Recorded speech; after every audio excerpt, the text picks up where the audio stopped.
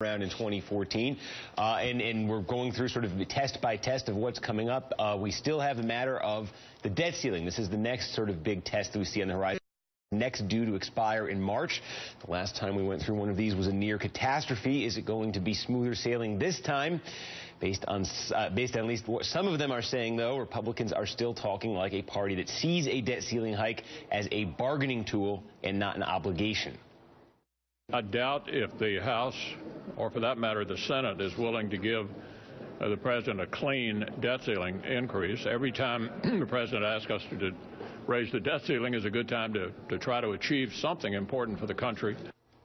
So, I mean, I hear that, John. I say, here we go again. And I mean, that was what was behind the paralysis this past fall, the summer of 2011, this whole idea of attaching a list of demands to raising the debt ceiling.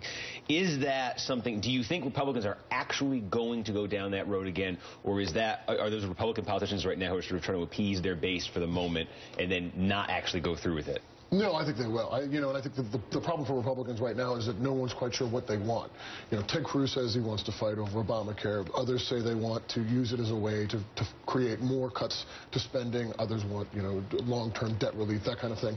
So right now they're a bit fractured, but if they settle on a set of things, we're absolutely, I think, going to see another fight. Now, whether or not they'd go like they did in 2011, up to the deadline and actually push past it a little bit and cause sort of a huge problem internationally, I think that remains to be seen. But, they do look at this as a great pressure point. As Rahm Emanuel said, crisis is a great time to do stuff, and they've sort of adopted that mantra. Well, so what is it going to take, Norm, from the Obama White House's perspective? I've certainly picked up from them the idea that they regret, if you look back to 2011, stringing out these negotiations with Republicans over the debt ceiling and sort of establishing a precedent in the minds of Republicans that, hey, when the debt ceiling comes up for an extension, we can demand X from you. And so the White House has been desperately trying to sort of reestablish this old tradition where, hey, this is obligation, you just raise the debt ceiling, there's no strings attached, that sort of thing. What is it going to take to actually reestablish that? Is that something that, or have we passed that point?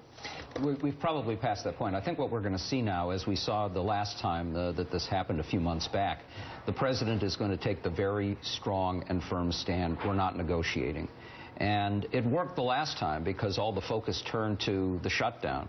John Boehner doesn't want a confrontation over the debt limit. But one thing that emerged from the budget compromise, where Boehner got up and, attacked Heritage Action and some of these outside groups, and people were saying, oh, look, he's now standing firm. Every time one of those things happens, the next time it's a compensatory move to give them what they want. And it was Paul Ryan, the guy who negotiated this deal, who turned around 2 days later and said, we're trying to decide what we're going to demand in return for an increase in the debt ceiling. So if you get the outside groups whipped up, the Tea Party wing saying this is our chance, the only thing that deters a confrontation here is the fear that if this becomes the big issue, it takes the focus off of Obamacare again.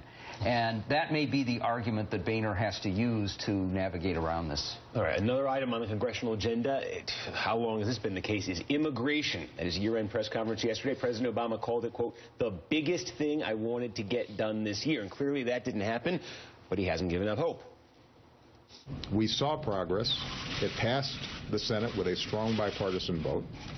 There are indications in the House that even though it did not get completed this year, that there is a commitment on the part of the Speaker to try to move forward legislation early next year. We can get immigration reform done. We've got a concept that has bipartisan support. Let's see if we can break through the politics on this. So, Nan, the dispute between the Senate and the House, there's a lot to it, but I think the biggest thing is this idea of a path to citizenship, and that was included in the bill that went out of the Senate, and there were a lot of Republicans in the House saying absolutely not to the path to citizenship, maybe to some sort of, piecemeal ideas. When you look at this, when you look at what happened to your party with Latino voters in 2012, when you look at the population changes in this country, when you just look at the basic issue of immigration, where do you think Republicans should be on this? Should passing a path to citizenship, this comprehensive approach, should this be a priority for your party in the House in 2014? There are so many important, crucial elements for the economy, for our workers, for our industries and agriculture in this bill, aside from the fundamental issues of compassion, that I think Republicans are going to be sympathetic to the speaker's. I think the speaker's going to start taking the lead on the immigration bill based on certain staff hires he's made.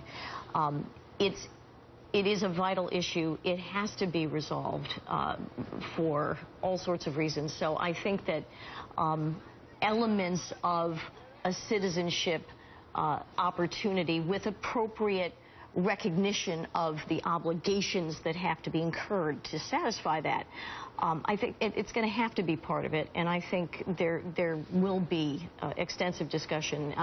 Look, when we saw the budget pass after 4 years, we know that there's an acknowledgement that an incremental approach will move us forward.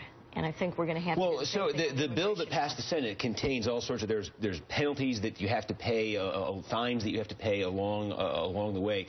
Congressman, when you look at this, have you had any conversations with Republicans in Washington? Have you picked up on anything that suggests, when you listen to John Boehner, for instance, it suggests maybe in 2024 going to be a more concerted effort by House Republicans? The main thing is that Boehner recently hired a staff person who had been on Senator McCain's staff, who had been his immigration specialist even during the days of the debates over the Kennedy-McCain bill back in 2007 and 2008.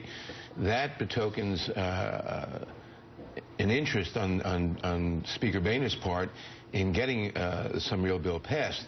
Now, many of my Republican House colleagues, especially those I serve with on the Judiciary Committee, are just absolutely not. They don't want anything with a path to citizenship, no matter what you call it.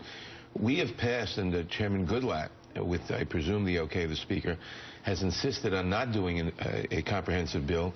We've passed so far 5 piecemeal immigration bills.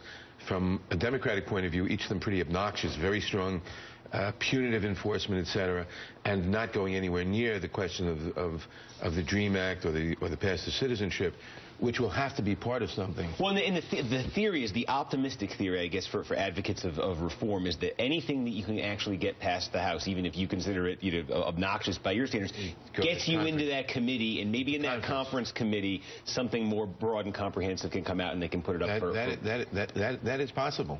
And that's one reason why a lot of the Republicans don't want to say no conference at all. That's why none of these bills have passed the House floor. They've come out of Judiciary, but they haven't gone to the floor. Well, I think that's where Boehner's new approach and sort of his willingness to go out against Heritage Action and Club for Growth and some of these other organizations, that's the one place where it could. Because he's said behind closed doors, no, I'm not going to bring it up if it's going to go to conference with the Senate bill. I don't want to have their bill as part of it because we're just going to get rolled.